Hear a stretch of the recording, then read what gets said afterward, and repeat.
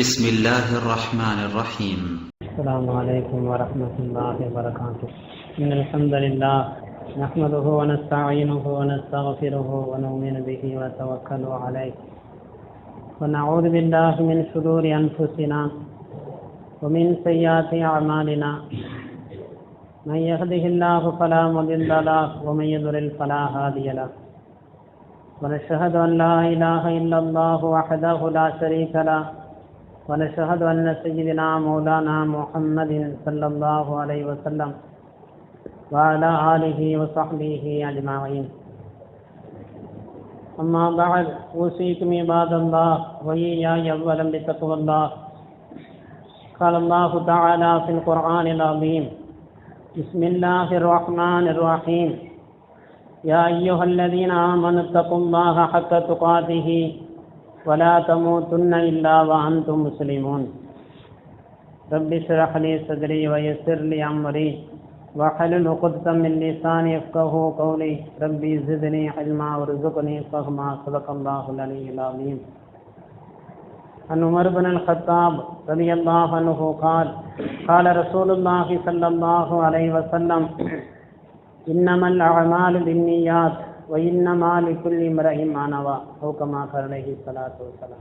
இவரிந்த உலகத்தை படித்து பரிபாலித்து வரக்கூடிய இந்த ஏக உள்ளவனை போற்றி அவனின் சலாமும் சாந்திகின் இருலோக போதகரும் பெருமானார் கண்மணி நாயகம் ஸல்லல்லாஹு அலைஹி வஸல்லம் அவர்களின் மீதும் அன்னலாரின் அரிசூர்களை அவ்வாறே பின்பற்றி வாழ்ந்த சத்திய சஹாபாக்கள், தாபியீன்கள், தபஅ தாபியீன்கள், சுஹதாக்கள், சாலிஹீன்கள், குறிப்பாக இங்கு கூடியிருக்கும் நம் எல்லோரின் மீதும் வல்ல ரஹ்மானின் அன்பும் அருளும் என்றென்று உண்டாகட்டுமாக.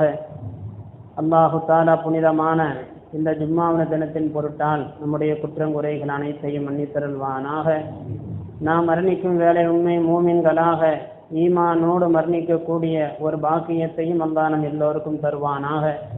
வாழும் காலம் முழுவதும் நபி ஸல்லல்லாஹு அலைஹி வஸல்லம் அவர்களின் எல்லா சுன்னத்துகளையும் பேணி நடக்கக்கூடிய தௌஃபீக்கையும் அல்லாஹ் நம் எல்லோருக்கும் தந்தருள்வானாக.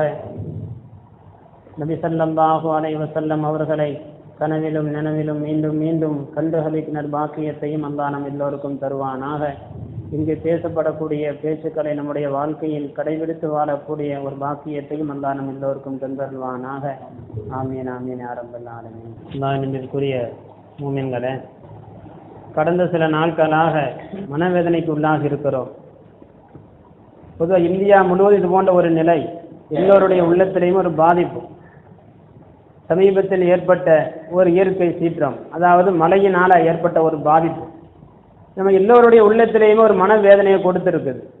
அதுவும் இந்த மழையினுடைய துவக்கம், மழை காலத்தினுடைய துவக்கத்திலேயே அல்லாஹு தாலா இது போன்ற ஒரு சூழ்நிலையை கொடுத்துருக்கிறான். அல்லாஹு தாலா எல்லாரையும் விட ரஹ்மத்தானவன் தான், தாயை விட பன்மடங்கு ரஹ்மத்தானவன். அல்லாஹு தாலா இப்படி தன்னுடைய மக்கள் அழிக்கப்பட்டு வேதனை செய்யப்படுறது வேடிக்கை பார்ப்பானா? இப்போ அல்லாஹு தாலா அதை ஒரு காரணகர்த்தா, ஒரு காரணத்தை வைத்திருப்பான். எல்லாத்துக்கும் ஒரு காரணம் இருப்பது போன்று இந்த ஒரு சோதனைக்கு பின்னாலும் ஒரு காரணம் இருக்கும். இப்போ நம்ம இதை நம்ம கண்கூடா பார்க்குறோம். நடந்த நிகழ்வுகள், ஒரு காலத்துல எல்லாம் ஒரு நிகழ்ச்சி நடந்துச்சு நம்முடைய காதுக்கு வருவதற்கு ஒரு சில நாட்கள் ஆகும். அப்படி ஒரு காலம் இருந்துச்சு. எங்கேயோ செய்தி நடக்குதுன்னா நம்முடைய காதுக்கு வருவது ஒரு நாள் 2 நாள் ஆகும். நடந்து முடிந்த பிறகுதான் செய்தி வரும்.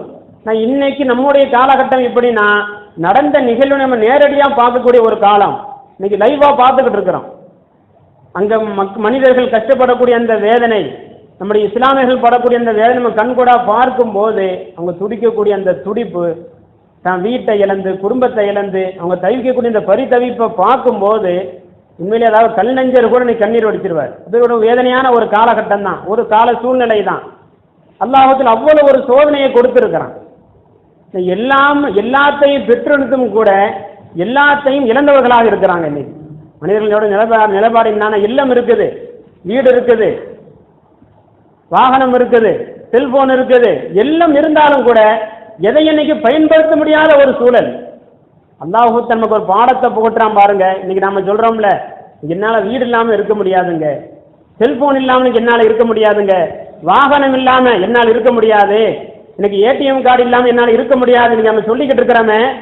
இன்னைக்கு சென்னை வாசிகள்கிட்ட, கல்லூர் மக்கள்கிட்ட எல்லாம் இருக்குது, ஆனால் எதையும் பயன்படுத்த முடியாது. கொஞ்சம் யோசிச்சு பாருங்க.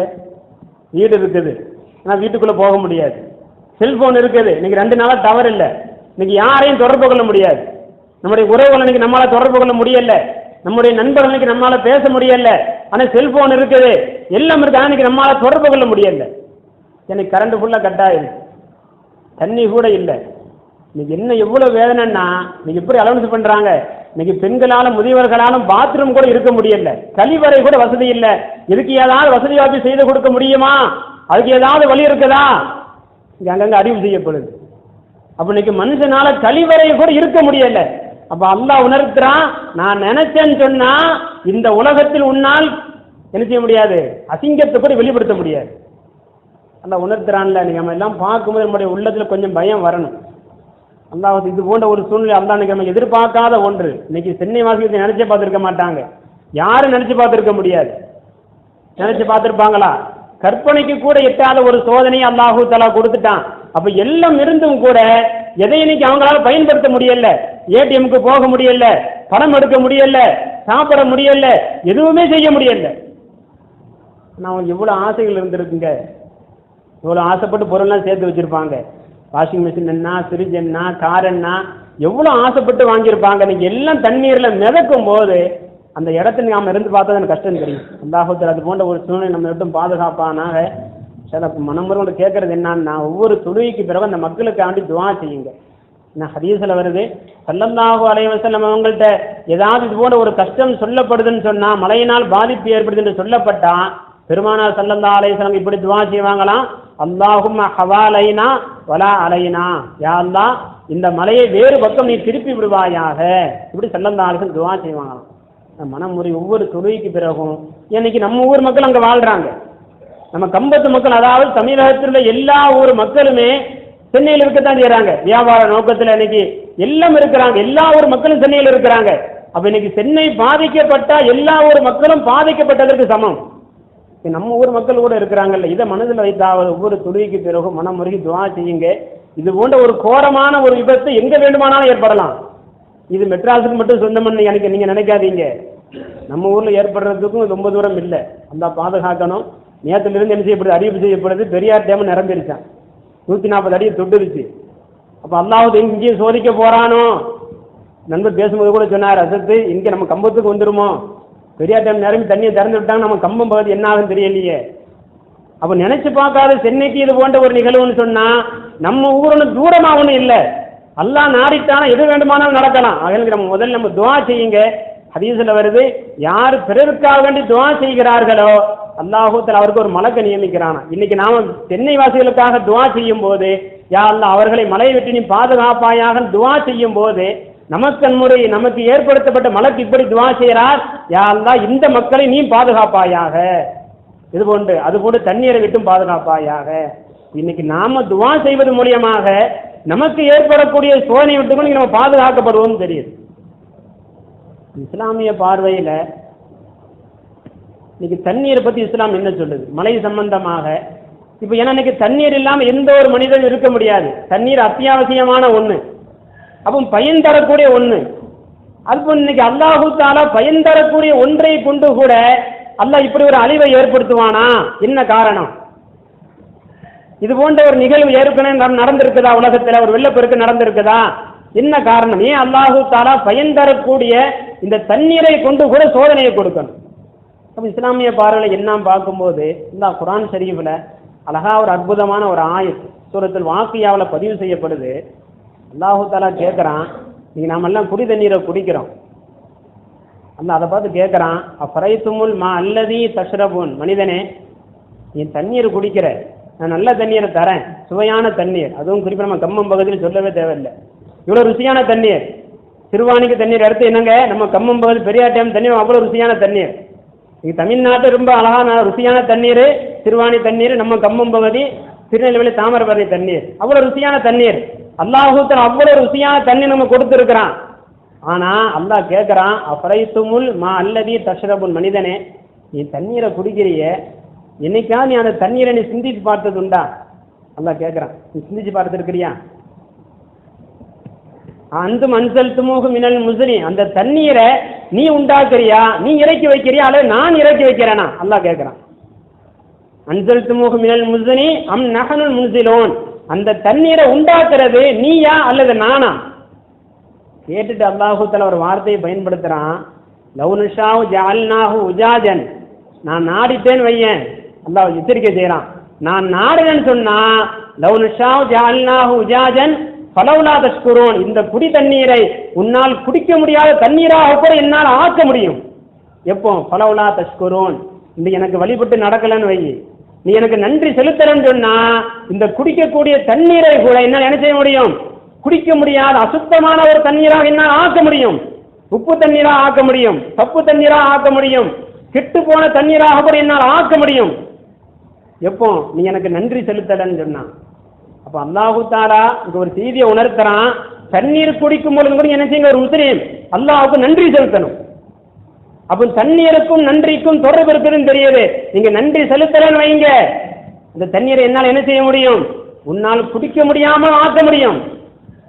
இன்னைக்கு சென்னை வாசிகளுக்கு என்னங்க தேவை? தண்ணீர் சூழ்ந்து இருக்குது, 40 சென்டிமீட்டர் மழை பெழிஞ்சு இருக்குது, வீடு சூழ தண்ணீர், எல்லாம் நல்ல தண்ணீர் தானே, மழை தண்ணீர் நல்ல தண்ணீர் தானே, நம்மளால குடிக்க முடியுதா? இன்னைக்கு என்ன நம்மள்ட்ட கேட்கறாங்க? இங்க டிவியில் என்னங்க சொல்லப்படுது? குடி தண்ணீர் அனுப்பி வைங்க தயவு செய்து. குடிக்க முடியல, குடிக்காம 2 நாள் பரிதவிக்கிறாங்க, குழந்தைங்க வாடுறாங்க, தண்ணீர் தாகம், சுத்தி தண்ணீர் தான், வீடு ஃபுல்ல தண்ணீர், மழை நீர் தான், ஆனா குடிக்க முடியுமா? அல்லாஹ் கேட்கறான், லவ் நஷாஉ ஜஅல்நாஹு உஜாஜன், நான் நினைச்சேன் வை, இந்த நல்ல தண்ணீரை என்னால் என்ன செய்ய முடியும்? உன்னால் குடிக்க முடியாத நீராக கூட ஆக்க முடியும். அல்லாஹ் காட்டிட்டான்ல. எப்போ? ஃபலௌலா தஷ்குரூன், எனக்கு நீ நன்றி செலுத்தலன்னு சொன்னா உன்னுடைய மனம் போன போக நீ வாழ்றேன்னு வையே, நல்ல தண்ணீரை கூட உங்களால் குடிக்க முடியாத நீராக ஆக்க முடியும். அல்லாஹ் உணர்த்துறான்னாங்க. இன்னைக்கு தண்ணீர் குடிக்கும் பொழுதும் கூட இன்னைக்கு நம்மள இதை உணர்றதே இல்லை. ஏன்? நமக்கு நல்ல தண்ணி நிறைய கிடைக்கிறதுனால அந்த பாக்கியம் இன்னைக்கு நம்மளால உணர முடியல. ஆனா ஹதீஸ்ல என்ன வருது தெரியுமா? இதா ஷரிப ரசூலுல்லாஹி ஸல்லல்லாஹு அலைஹி வஸல்லம் அவங்க தண்ணீர் குடித்தா சில துஆக்களை ஓதுவார்களாம். ஹதீஸ்ல வருது. நம்ம என்னைக்காவது ஒரு துஆ ஓதிருப்போமா? யோசிச்சு பாருங்க. தண்ணீர் குடிக்கும் போது சில துஆக்கள். இப்போ தண்ணீர் குடிக்கும் போது நபியினுடைய சுன்னத் எத்தனை இருக்கு தெரியுமா? நம்முடைய பார்வைக்கே வந்திருக்காது. எங்க நபி ஸல்லல்லாஹு அலைஹி வஸல்லம் சுன்னத்து பல வகையான சுன்னத்து இருக்குது. அப்ப தண்ணீர் குடிக்கும் பொழுதும் கூட நபியினுடைய சுன்னத் 6 சுன்னத்து இருக்குதான். இதெல்லாம் யோசிச்சு பார்ப்போமா? என்னங்க தண்ணி குடிக்கும்போது தண்ணி நம்ம தாக எடுக்கிறது குடிக்கிறோங்கிறோம், இது நபியினுடைய சுன்னத் 6 சுன்னத்து இருக்குதான் தண்ணீர் குடிக்கும் போது. கடைபிடிக்கலாமா? நீர் வைக்கலாமா? இல்லைன்னு வைங்க, மெட்ராஸுக்கு ஏற்பட்ட நிகழ்வு நமக்கு ஏற்பட ரொம்ப தூரம் இல்லை. அல்லாஹ் சோதிச்சிருவான். நாம குடிக்கக்கூடிய நீரை குடிக்க விடாமல் தடுத்து விடலாம்.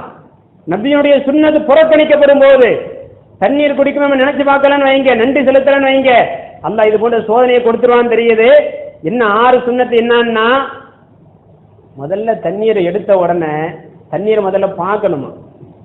பார்க்கறது நபியினுடைய சுன்னத்தான். ஒரு தண்ணீர் குடிக்க போறோம், பார்த்து குடிக்கிறது சுன்னத். 2வது பிஸ்மில்லா சொல்லி தண்ணீரை குடிக்கணும். 3வதாக வலது கையினால் குடிக்கணும். இன்னைக்கு ஃபேஷன் என்னன்னா இடது கையினால தான் சாப்பிடுறது, இடது கையினால் தண்ணி குடிக்கிறது, இடது கையினாலும் சாப்பிடுறது. அது அப்படி பந்தாவை காட்டணுமா? அப்படி இடது கையில அது வலது கையால எழுதிட்டு இடது கையினால குடிக்கிறது நபியினுடைய சுன்னத்துக்கு மாற்றம். அப்ப 3வது சுன்னத்து என்ன? வலது கையினால் குடிப்பது 3வது சுன்னத். 4வதா உட்கார்ந்து குடிக்கிறது சுன்னத்தான். 5வதா என்னன்னா தண்ணீரை ஒட்டகம் 6 மாதம் குடிப்பதும் ஒரே உறிஞ்சு குடிச்சிடக்கூடாது. கொஞ்சம் விட்டு விட்டு 3 முறை மூச்சு விட்டு குடிக்கணுமா? ஒரு தடவை குடிச்சிட்டு வெளியில எடுத்துட்டு 3 தடவை குடிப்பது தண்ணி குடிப்பதனுடைய சுன்னத். 6வது சுன்னத் என்னன்னா ஸல்லல்லாஹு அலைஹி வஸல்லம் தண்ணி குடித்து முடிச்ச பிறகு இப்படி துஆ ஓதுவாங்களாம். அல்ஹம்துலில்லாஹில்லதி சகானா அதுபன் ஃபுராதன் பி ரஹ்மதிஹி வலம் யஜஅலுஹு மில்ஹன் உஜாஜன் பி துனூபினா.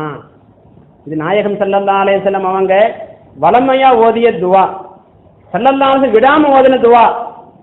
கொஞ்சம் மனசு தொட்டு கொஞ்சம் கேட்டு பாருங்க. நம்ம என்னைக்காவது வாழ்க்கையில் ஒரு முறை இந்த துஆ ஓதிருப்போமா? வயசு 40 ஆச்சு, 30 ஆச்சு, 50 ஆச்சு, 60 ஆச்சு. இந்த ஒரு சுன்னத் நம்ம வாழ்க்கையில தண்ணி குடிக்காம இருந்திருக்கிறோமா? இன்னைக்கு காலையிலிருந்து இதுவரைக்கும் எத்தனை முறை தண்ணி குடிச்சிருப்போம், டீ குடிச்சிருப்போம், பால் குடிச்சிருப்போம். ஒரு முறை இந்த துணைக்கு நம்ம ஓதி இருப்போமா? சுன்னத்து புறக்கணிக்கப்பட்டுருச்சுல. எத்தனை பேருக்கு தெரியும்? இந்த துவாவே தெரியாத நான் ஓதும்போது புதுசா இருக்கும். இன்னும் அதுக்கு இவ்வளவு நீளமா ஓதுறாரு, இதெல்லாம் ஓதி தண்ணி குடிச்சு எப்பவும் தண்ணி குடிச்சு முடிக்கிறதுன்னு கேட்போம். இது ஸல்லல்லாஹு அலைஹி வஸல்லம் அவங்க ஒவ்வொரு முறை தண்ணீர் குடித்து முடித்த பிறகும் கூட இந்த துஆ ஓதி இருக்கிறாங்க. அல்ஹம்துலில்லாஹில்லதி அந்த அல்லாஹ்வுக்கு எல்லா புகழும். இப்பேற்பட்ட ரப்பு தெரியுமா? சகானா அதுபன் குராதல் பி ரஹ்மத்தி, தன்னுடைய ரஹ்மத்தால் இந்த சுவையான தண்ணீர் எனக்கு புகட்டினானே. துவா கேட்பாங்களாம். இவ்வளவு ருசியான தண்ணீர் அல்லாஹ் கொடுத்திருக்கிறான். அந்த அல்லாஹ்வுக்கே வலம் யஜ்அலுஹு மில்ஹன் உஜாஜன் பி துனூபினா, நான் எவ்வளவு பாவம் செய்யறேன், என்னுடைய பாவத்தின் காரணமாக அல்லாஹ் இந்த தண்ணீரை சப்பு தண்ணீராக மாற்றாமல் நல்ல தண்ணீராக கொடுத்தானே, அந்த அல்லாஹ்வுக்கு எல்லா புகழும். ஸல்லல்லாஹு அலைஹி வஸல்லம் என்னங்க பாவம் செஞ்சிருப்பாங்களா? செய்வாங்களா?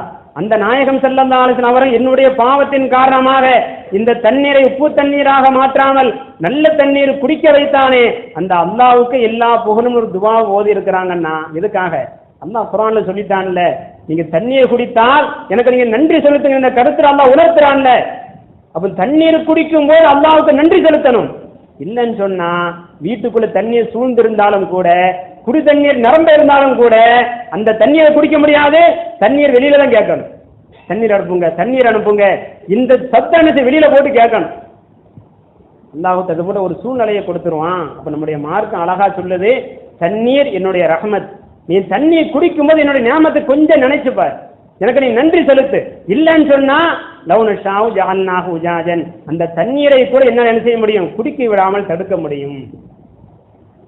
அல்லாஹு தாலா குர்ஆன் ஷரீஃப்ல இந்த மழை நீர் சம்பந்தமாக சொல்லும்போது அல்லாஹ் பரக்கத்தான நீர்னு சொல்றான். குர்ஆன்ல வருது.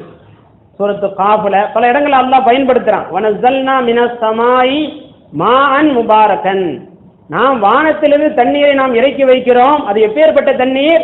முபாரக்கன். அல்லாஹ் அந்த வார்த்தையை பயன்படுத்துறான். முபாரக்கன் என்ன அர்த்தம்னா பரக்கத்தான நீராம், அபிவிருத்தி நிரம்பிய அதிகமான நன்மைகள் கொண்ட ஒரு நீர். அல்லாஹ் குர்ஆன் இந்த வார்த்தையை பயன்படுத்துறான். இப்போ நாம கேட்கலாம், இங்க அல்லாஹு தாலா பரக்கத்தான நீர்னு சொல்றானே, ஆனா இன்னைக்கு நாம மலையில நலஞ்சனுக்கு மேலே ஜலதம் பிடிக்குதுல, மலையை நலைய விட மாட்டாங்க. எங்கள்கிட்ட சொல்லுவாங்க, அது நம்ம பைக்ல வந்தோம், அது ஏன் அது மலையை நலையிறீங்க, ஜலது காய்ச்சல் வந்துட போகுது. ஆனா குர்ஆன் என்ன சொல்லுது? அது பரக்கத்தான நீர். பரக்கத்தான நீர் குர்ஆன் சொல்லுதே, அப்ப குர்ஆன் பொய்யா சொல்லுது? என்ன ஆச்சரியம்னா, சமீபத்தில் ஒரு சில செய்திகளை பார்க்கும்போது மழை நீர் சம்பந்தமாக ஆய்வு நடத்தியிருக்காங்க. அந்த ஆய்வுல பார்த்தோம்னா, அந்த ஆய்வுல சொல்றாங்க, உலகத்திலேயே பரிசுத்தமான ஒரு நீர் இருக்குது, அது மழை நீர் மட்டும்தான்.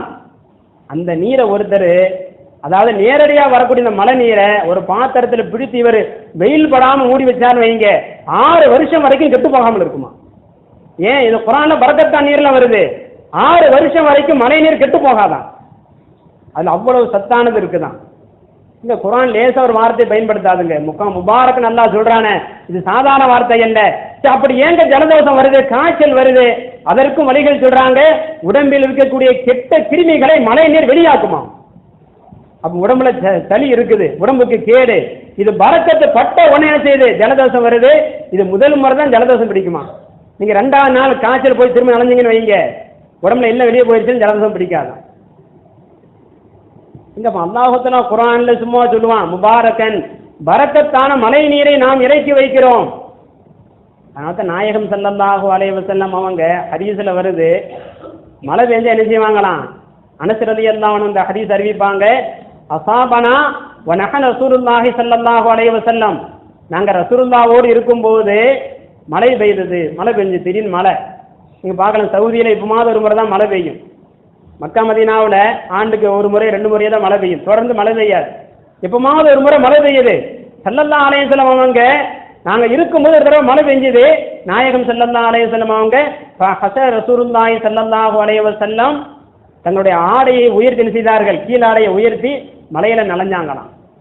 கால்களை நலைய விட்டாங்களாம், கை காலை நலைய விட்டாங்க, தலையை நலைய விட்டாங்க. அப்ப நாங்க கேட்டோம், யார சூழல்லாம் லிமா சனஅத ஹாதா, இப்படி எல்லாம் நீங்க செய்றீங்களா, யார் என்ன காரணம்? ஸல்லல்லாஹு சொன்னாங்களா, இது அல்லாஹ்வுடைய ரஹ்மத், இது அல்லாஹ் தஆலா பூமிக்கு அனுப்பி இருக்கக்கூடிய ஒரு புது தண்ணீரா, என்ன ஒரு புதியது அல்லாஹ்விடமிருந்து ஏற்படக்கூடிய ஒரு நீர். அந்த பரக்கத்தினுடைய உடம்புல படனா என்ன செய்யறேன், நான் மலையில நலையிறேன்னு சொன்னாங்களா ஸல்லல்லாஹு அலைஹி வஸல்லம். ஆனால் இந்த ஹதீஸை பதிவு செய்யக்கூடிய முஸ்லிம் ரஹ்மத்துல்லாஹி அலைஹி தன்னுடைய கிதாபில் இப்படி ஒரு விளக்கத்தை எழுதுவாங்க, மலையில் நலைவது கூட நபியினுடைய சுன்னத்தான். இன்னைக்கு ஒரு சுன்னத்தை நிறைவேற்றி மூத்து வந்தாலும் சரிதான். எங்க மூத்து வந்தா என்னங்க, ஒரு சுன்னத்து தானே. இன்னைக்கு மலையை நலையிற ஜலதோஷம் பிடிக்குது நம்ம நினைக்கிறோமே. இந்த சஹாபாக்கள் அப்படி அல்ல. அலி ரலியல்லாஹு அன்ஹு, இப்னு அப்பாஸ் போன்ற சஹாபாக்கள் எல்லாம் பள்ளியில இருப்பாங்களாம், துளைக்க வேண்டி. மழை வந்துச்சுன்னா வெளியே ஓடுவாங்களாம். நீங்க மழை பெஞ்ச பள்ளிக்குள்ள ஓடி வரோம். நம்முடைய எண்ணம் என்ன, மழை பெஞ்ச உள்ள ஓடி வருவானா? சஹாபாக்கள் மழை பெய்யுதா வெளியில நின்று தலையை நடைய விடுவாங்களாம், காலை நடைப்பாங்களாம், முகத்தை கழுவுவாங்களாம், கையெல்லாம் கழுவானையே சொல்லுவாங்க. அலி ரலியல்லாஹு அன்ஹு பரக்கத்துன் பரக்கத்துன், இது அல்லாஹ்விடம் இருந்து வந்த பரக்கத்துன்னு சொல்லுவாங்களாம் அலி ரலியல்லாஹு அன்ஹு. ஏன்? என் ஹபீபுடைய சுன்னத், மலையில் நடைவது என் நாயகத்தினுடைய சுன்னத். அப்ப இஸ்லாம் இப்படி பார்க்குது, மழை நீர் இது அல்லாஹ்வுடைய ரஹ்மத், இது அல்லாஹ்வுடைய பரக்கத். ஆனா அதே நேரத்தில் அல்லாஹூத்தில் அந்த பரக்கத்தை கொண்டு அழிக்கவும் செய்வான்னு தெரியுது. பரக்கத்து தான், ரஹமத்து தான், குர்ஆன் அப்படியெல்லாம் வார்த்தையை பயன்படுத்துது. அதே நேரத்தில் அல்லாஹுக்கு மாறு செய்யும் போது எது பரக்கத்தோ அல்லாஹு அதை கொண்டு கூட அழிப்பான்னு வருது. எங்க கியாமத்தினுடைய அடையாளங்கள் என்னன்னா ஹதீஸில் வருது. அதான் மஜ்மூ ஸவாயித் போன்ற சில கிதாபுகள் இந்த ஹதீஸை பதிவு செய்வாங்க. கியாமத்தின் அடையாளங்கள் என்னன்னா மழை நிறைய பெய்யுமா, நிறைய மழை பெய்யுமா, ஆனா அந்த மழையினால் புற்பூண்டுதான் முளைக்காதுன்னு சொன்னாங்க ஸல்லல்லாஹு அலைஹி வஸல்லம். மழை நீர் வந்தாலும் புற்பூண்டு முளைக்கணுமா? என்ன காரணம்? மழை தேவையில்லாமல் பெய்யும். மழை பூமி தாங்கி கொள்ளாதான், மழை பெய்யும், அளவுக்கு அதிகமான மழை பெய்யும். நீங்க சென்னையில் பெய்த மழைகள் பார்க்க 40 சென்டிமீட்டர் மழை பெஞ்சு இருக்குது. ஆனா இந்த தண்ணீரால் சென்னைக்கு நலனா, பாதிப்பு தானே. இது போன்ற மழைகள் அதிகமாக கியாமத்தின் அருகாமையில் பெய்யும் சொன்னாங்க ஸல்லல்லாஹு அலைஹி வஸல்லம். அந்த மலையில பரக்கத் இல்லை என்பதற்கு அடையாளம் சொல்லதான் சொல்லுவாங்க. அது பரக்கத் இல்லாததுக்கு அடையாளம். அதிகமான மழை பெய்யுது, புற்பூண்டு முளைக்கல, மனிதனுக்கு அது நன்மை தரலன்னு சொன்னா அது பரக்கத் இல்லாத மழை என்ற கருத்து இந்த ஹதீஸில் உணர்த்தப்படுது. இப்போ அல்லாஹு தாலா மாறு செய்கிற போது அந்த பரக்கத்தை கொண்டு அழிப்பான்னு தெரியுது. இந்த உலகத்துல இன்னைக்கு மெட்ராஸில் ஏற்பட்ட ஒரு அழிவு யாரும் எதிர்பார்க்காத ஒண்ணுதான். அதாவது இது 100 வருஷத்துக்கு முன்னாடி ஏற்பட்டுச்சான். 1901 அதே இந்த மாதம் டிசம்பர்ல தான் ஏற்பட்டிருக்குது, டிசம்பர் 10.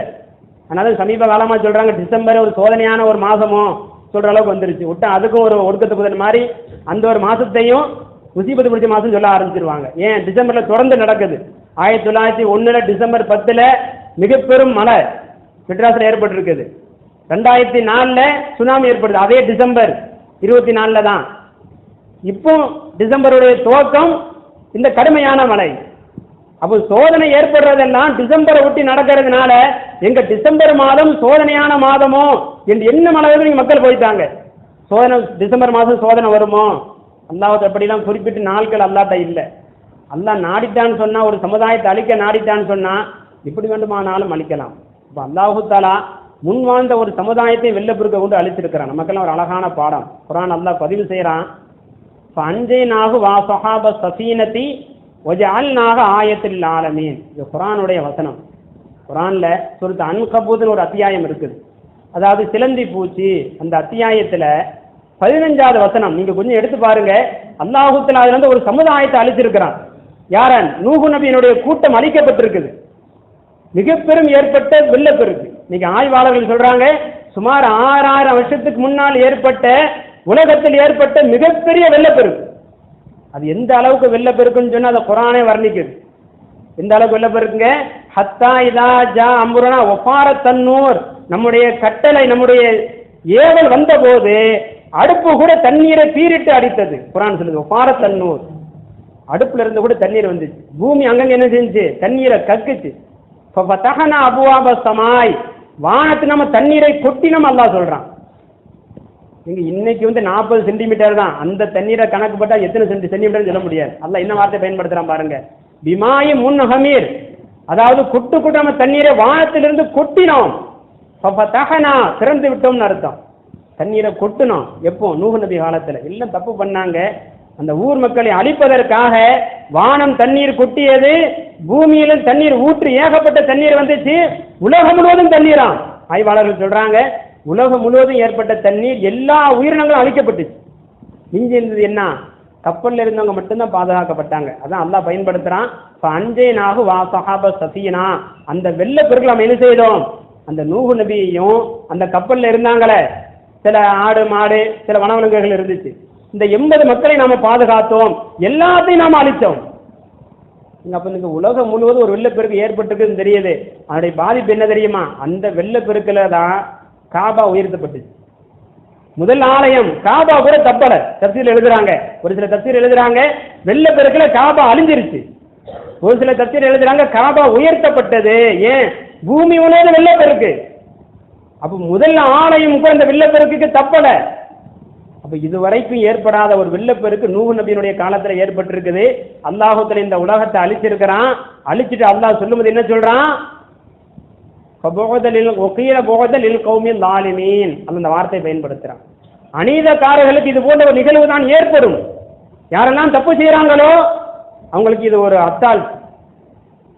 இன்னொரு அல்ல இப்படி பயன்படுத்துறான், வஜஅல்நாஹ ஆயத்தில் ஆலமீன், உலக மக்களுக்கு நாம் என்ன செய்தோம்? இதை ஒரு அத்தாட்சியாக நாம் ஆக்கினோம். இதுங்க அத்தாட்சி. இந்த ஆயத்துக்கு இப்படி ஒரு விளக்கம் சொல்லப்படுது. அந்த கப்பல் ஒரு அத்தாட்சியாம். நூஹ் அலைஹிஸ்ஸலாம் அந்த மக்களும் போனாங்களே, 80 பேரும் போன அந்த கப்பல் அல்லாஹு தஆலா இந்த உலக மக்களுக்கு ஒரு அத்தாட்சியாம். உலகத்தில் இது போன்ற ஒரு வெள்ளப்பெருக்கு ஏற்பட்டிருக்குது. அந்த வெள்ளப்பெருக்குல மக்களை எல்லாம் அழிச்சிருக்கிறேன், காபா கூட உயர்த்தப்பட்டுச்சு என்பதற்கு அடையாளம் என்ன? அந்த கப்பல் ஒரு அடையாளமா நம்ம அத்தாட்சி ஆக்கிட்டோம். இன்னைக்கு அந்த கப்பல் சுமார் ஒரு 50 வருஷத்துக்கு முன்னாடி கண்டுபிடிக்கப்பட்டிருக்கு. 1969 ஆகஸ்ட் 2ஆம் தேதி, அதாவது தென் துருக்கியில் உள்ள அதாவது ஹர்ராங்கிற ஒரு மலை பகுதியில் செய்யப்பட்டிருக்குது. அது கண்டுபிடிக்கப்பட்டிருக்கு. அமெரிக்காவிலிருந்து வந்திருக்கக்கூடிய அந்த மலை ஏறக்கூடிய அந்த குழுக்கள் மேலே போனாங்க, பார்த்தா கப்பல் இருக்குது மலையினுடைய உச்சியில. என்ன ஆச்சரியம் தெரியுமா? அந்த மலையினுடைய அளவு என்ன தெரியுமா? இன்னைக்கு ஆய்வாளர்கள் சொல்லுவாங்க, அந்த ஜூதி மலை, குரான் ஜூதி மலைன்னு சொல்லுது. ஆனா அந்த மலைக்கு பேர் இன்னைக்கு தென் துருக்கியில் என்ன ஹர்ரான்னு சொல்லுவாங்க. அந்த மலையினுடைய அளவு என்னன்னா சுமார் 16,000 மீட்டர் உயரமா. அந்த அளவு தண்ணீர் வந்துச்சான். இன்னைக்கு என்னங்க மெட்ராஸ்ல சுமார் 10 அடி 20 அடி தான், ஒரு 2 மாடி தான் மூடி இருக்குது. ஆனா உலகத்தில் ஏற்பட்ட பெரும் மழை, பெரும் வெள்ளப்பெருக்கு என்ன 16,000 அடி ஏற்பட்டிருக்குது வெள்ளப்பெருக்கு. அந்த ஜூதி மலையை மூழ்கிருச்சு. அந்த ஜூதி மலை தான் அல்லா என்ன செய்தானா, அந்த கப்பல் சுத்தி சுத்தி கடைசி அந்த மலையில ஒதுங்கிச்சு. அல்லாஹ் சொன்னானா ஒகையில யாருந்துபு நகை, அந்த குரான்ல சொல்றான், பூமியை என்ன செய், வேலை முடிஞ்சு போச்சு, நீ தண்ணீரை உறிஞ்சு. வானமின் என்ன செய்ய, தண்ணீரை நீ நிறுத்து என்று அல்லாஹு தஆலா பூமிக்கு உத்தரவிட்டான், வானத்துக்கு உத்தரவிட்டான். தண்ணீர் குறைஞ்சிட்டான். இன்னைக்கு தண்ணீர் வற்றணும்னு சொன்னா அல்லாஹ்வுடைய உத்தரவு வரணும். வானம் தண்ணீர் நிறுத்தணும்னு வைங்க, இது அல்லாஹ்வுடைய உத்தரவு. இது எப்போ நடக்கும்? நாம ஒவ்வொரு முஸ்லீமும் மனசுல வைக்கணும், என்னோட ரப்புக்கு மாறு செய்யாம இருக்கணும். அல்லாஹு தஆலா சொன்னதாக நாயகம் ஸல்லல்லாஹு அலைஹி வஸல்லம் இந்த ஹதீஸை பதிவு செய்யறாங்க. ஸல்லல்லாஹு சொன்ன ஹதீஸ் வருது. ஸல்லல்லாஹு அலைஹி வஸல்லம் சொன்னாங்களாம், கால ரப்புக்கும், அல்லாஹு தஆலா சொல்றான், லவ் அன்ன இபாதி, என்னுடைய அடியார்கள், அத்தாவூன், எனக்கு வழிபட்டு நடந்தாங்கன்னு வைங்க. உலகத்துல வாழும்போது எல்லா விஷயத்தையும் எனக்கு பயந்து எனக்கு வழிபட்டு நடந்தாங்கன்னு சொன்னா, அஸ்கைத்துஹுமுல் மதர பில்லைல், அவங்க என்ன செய்வேன், இரவுல மழை பெய்ய வைப்பேன். பகல்ல மழை பெய்யாது, இரவுல மழை பெய்ய வைப்பேன். அதே நேரத்தில் ஷம்ஸ பின் நஹார், பகல்ல சூரியன் உதிக்கும், நைட்ல என்ன செய்யும், மழை பெய்யும். அவர்கள் இடி சத்தத்தை கூட கேட்க மாட்டாங்க. இப்படி ஒரு நிகழ்வை ஏற்படுத்துவேன் அல்லாஹ் சொல்றானா. இது எப்போ? எனக்கு வழிபட்டு நடந்தால். வழிபட்டு நடக்கலன்னு சொன்னா என்ன செய்யும், பகல்லையும் மழை பெய்யும், இரவிலையும் மழை பெய்யும், வெளியில கூட போக முடியாது. ஸல்லல்லாஹு அலைஹி வஸல்லம் ஹதீஸை நமக்கு உணர்த்துறாங்க. ஆகவே இன்னைக்கு நாம இது போல ஒரு சோதனை பாதிப்புக்கு ஆளாகக்கூடாது, இது போல் நிலை நமக்கு ஏற்படக்கூடாதுன்னு வைங்க. ஒவ்வொரு விஷயத்திலையும் நான் சுண்ணத்தை கடைபிடிக்கிறேனா, திருமணமா இந்த சுண்ணத்து இருக்குதா, வீடு கட்டுறேனா சுண்ணத்தா, இன்னைக்கு நான் இன்னைக்கு ஏடிஎம் பயன்படுத்துறேன், இந்த பணம் கூட இந்த பேங்களுடைய பணம் ஏதாவது வட்டி சேருதா, ஏதாவது யோசிச்சு இருக்கிறோமா? இல்லைன்னு வைங்க. மீண்டும் சொல்றேன், சென்னையில் இன்னைக்கு அவங்களுக்கு எல்லாம் இருக்குது, வீடு இருக்குது, பயன்படுத்த முடியல, ஏடிஎம் கார்டு இருக்குது, பயன்படுத்த முடியல, பைக் இருக்குது, பயன்படுத்த முடியல, செல்போன் இருக்குது, பேச முடியல, பணம் இருக்குது, ஒன்னும் வாங்க முடியல. இன்னைக்கு பாக்கெட் பால் விலை என்ன, அவங்களுக்கு அரை லிட்டர் பால் 100 ரூபாய், சாப்பிட முடியல. இன்னைக்கு பரிதவிப்பு என்னங்க, 2 நாள் ஆச்சு, கதறாங்க, 2 நாள் ஆச்சு எங்களால் சாப்பிட்டு, யாரும் எங்க பார்க்கல. கொஞ்சம் யோசிச்சு பாருங்க, எவ்வளவு பெரிய அவங்க அதாவது யார்கிட்டையும் தேவையாகாம வாழ்ந்திருப்பாங்க, எவ்வளவு பெரும் பெரும் பணக்காரங்க. இன்னைக்கு அல்லாஹ் தேவையாக வச்சுட்டான்ல. மெட்ராஸுக்கு போனதே சம்பாதிக்கணும், நம்ம நல்ல நிலையில வாழணுங்க எண்ணத்தோடு தானே போனாங்க. இன்னைக்கு அவங்க கையேந்திரதை பார்த்தா சோத்துக்கு கீவுல நிக்கிறாங்க. எவ்வளவு வேதனையான விஷயம். இந்த நிலையில் நமக்கு வர்றதுக்கு எவ்வளவு நேரம் ஆகும்? இன்னைக்கு வீடு இருக்குது, பேங்க்ல பணம் இருக்குது, எங்கட வாகனம் இருக்குது, நான் 10 வீடு வாடகைக்கு விட்டு இருக்கிறேன், எல்லாம் நினைச்சு மமதில் நம்ம ஒவ்வொரு தப்பும் செய்யதான்னு வைங்க. அல்லாஹ் ஒரு பிடி பிடிச்சான்னா நம்மளால எதுவும் ஒண்ணு செய்ய முடியாது. எல்லாம் இருக்கும், நம்மளால செய்ய முடியாது. அது இந்த ஒரு பாடமா எடுத்துக்கங்க. இனிமேல் நான் திருமணம் செய்ய போறானா, சுன்னத்தான நம்மள திருமணம் செய்யுங்க. என்னுடைய குழந்தைக்கு பேர் வைக்க போறானா, நபியினுடைய பிரியத்தோடு பேர் வைங்க. ஒரு வீடு கட்டுறனா, ஒரு அளவா வீடு கட்டுங்க. எல்லையை தாண்டுனா அல்லாஹ் தஆலா எல்லையை தாண்டுவான்னு தெரியுது. இன்னும் அல்லாஹ் இது போல ஒரு சூழ்நிலை விட்டும் நம்மையும் நம்முடைய குடும்பத்தாரையும் பாதுகாப்பானாக.